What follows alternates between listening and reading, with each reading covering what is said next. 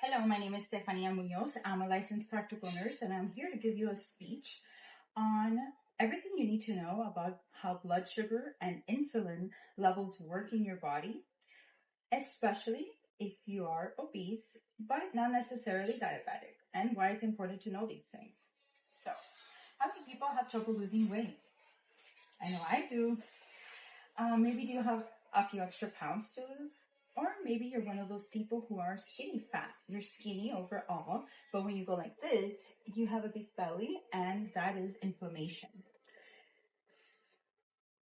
Whether you are obese, have a few extra pounds to lose, or want to be healthy on a intracellular level, you don't want to miss this talk.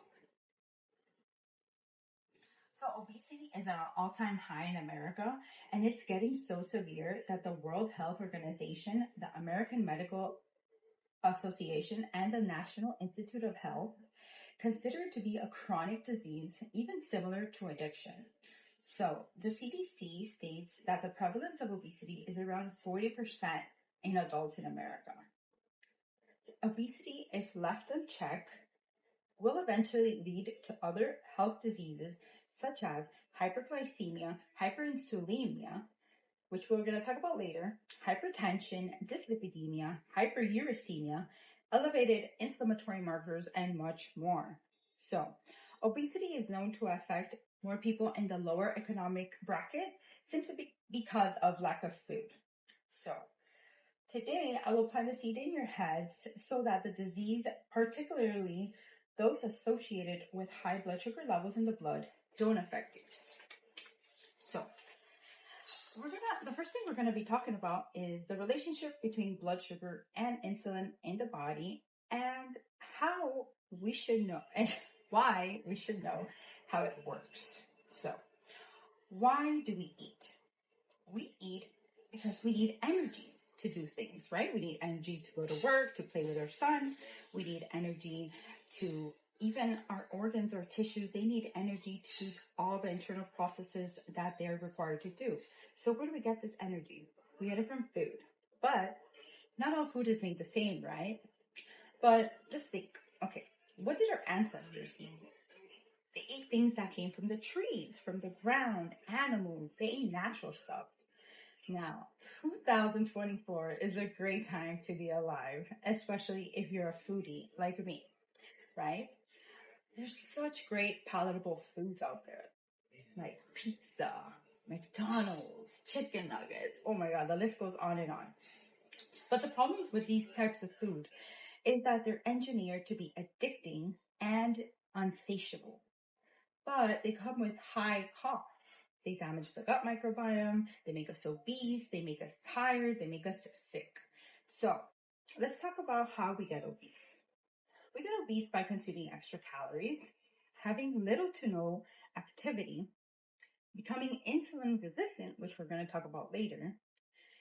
And eventually, if you leave insulin resistance unchecked, it will lead to prolonged elevated blood sugar levels, leading the body to convert it to fat for later use. So not only are we becoming sick, we're becoming fat, which then the fatness makes us even sicker, and it's like a constant cycle.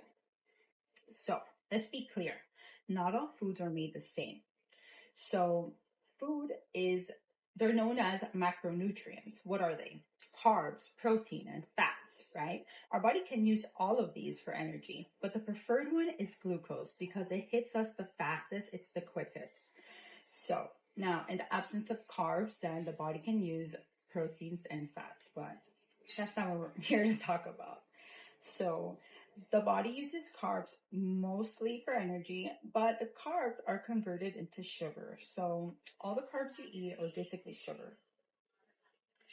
So going back to what I previously stated about hyperpalatable foods, the problem with those type of foods is that they're too processed, too refined. They have added sugar, no fiber, no nutrients. So, and this not only is this unhealthy, but also it causes our blood sugar levels to spike, right? And The next thing we're going to talk about is insulin. We talked about blood sugar, now we're talking about insulin. What's insulin? So insulin is a hormone that takes the blood sugar we have and distributes it to all the cells, tissues, and organs in our body so they have the energy required to do its role, right? So over time, if we're constantly consuming these overprocessed, refined carbs, starchy vegetables, added sugar, we get these high spikes of insulin all the time. We're constantly bombarding our pancreas, which is the one who sends the insulin out, right? So, but it gets to a point that it gets overworked and it starts to send too much insulin, and that causes hyperinsulinemia, which is high insulin levels in the blood. Sometimes that doesn't work right. It doesn't send enough insulin, and it causes another problem called hyperglycemia, which is high blood sugar in the blood. So, but it's important to know these two things, hyperglycemia and hyperinsulinemia, are two totally different problems, and they cause two totally different problems of their own. So, what's our fasting blood sugar? What should it be? It should be between 60 and 100. Anything less than that causes problems. Anything higher than that causes even worse problems. So, insulin is important. We can't live without it. So, now that we understand what insulin is, let's talk about insulin resistance. And we mentioned it a little bit.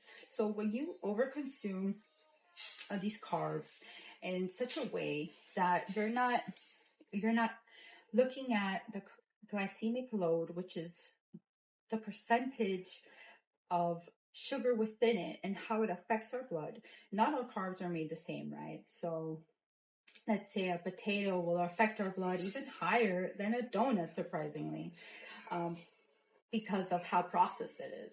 So anyways, once you learn how to manage your intake better, you will avoid insulin resistance, which will cause type 2 diabetes, cardiovascular disease, obesity, metabolic syndrome, which is a cluster of different diseases, cancer, and premature mortality. But let's not forget about hyperglycemia, which is high levels of sugar in the blood. This causes hypertension, dyslipidemia, hyperuricemia, elevated inflammatory markers, and etc. So, if you don't get these treated, it will lead to type 2 diabetes or non-alcoholic fatty liver disease, metabolic syndrome, atherosclerosis, PCOS, or cardiovascular disease. And not to mention, it increases the risk of blood clots. And blood clots, it kind of sounds dangerous because it is. It can lead to stroke or death. So, now that we talked about the damage hyperglycemia and hyperinsulinemia do, let's talk about the good stuff. Let's talk about the lifestyle choices we can make to reverse this or stop it before it turns into prediabetes or even diabetes type 2. So let's take the obvious changes we can make that help prevent insulin resistance and getting rid of it, which include the obvious ones we hear all the time, like exercise, stress reduction, sleep, and losing weight. But that's not all. It's important that we not only do these things, but we also learn to eat better, right? Learn about nutrition. Sometimes we like to rely too much on doctors and other people to tell us what to eat, but it's important for us to know how the food affects us at an individual level because it affects everybody differently. So, thankfully, obesity is a chronic condition we have 100% control of. Unless someone is pointing a gun at you to overeat, obesity is a problem that not only affects us at an individual level, but it affects us at a national level because of all the diseases it causes. We can no longer rely on doctors to tell us what to eat because they don't have time. They have 7 minutes per patient at best. They're overworked because of so many people who are sick. So it's up to us to inform ourselves how to make healthier lifestyle choices. Hopefully, I have planted a seed within you and you are aware of the dangers, the ignorance regarding nutrition can cause. So today I informed you about the relationship between blood sugar and insulin and the dangers ignorance surrounding these topics can bring about. Everybody deserves to live a long, happy life, and obesity shouldn't be part of anybody's story or diabetes, unless you want to welcome chaos in the form of disease, frequent hospital visits, and even a premature death. So thank you so much for listening to my speech.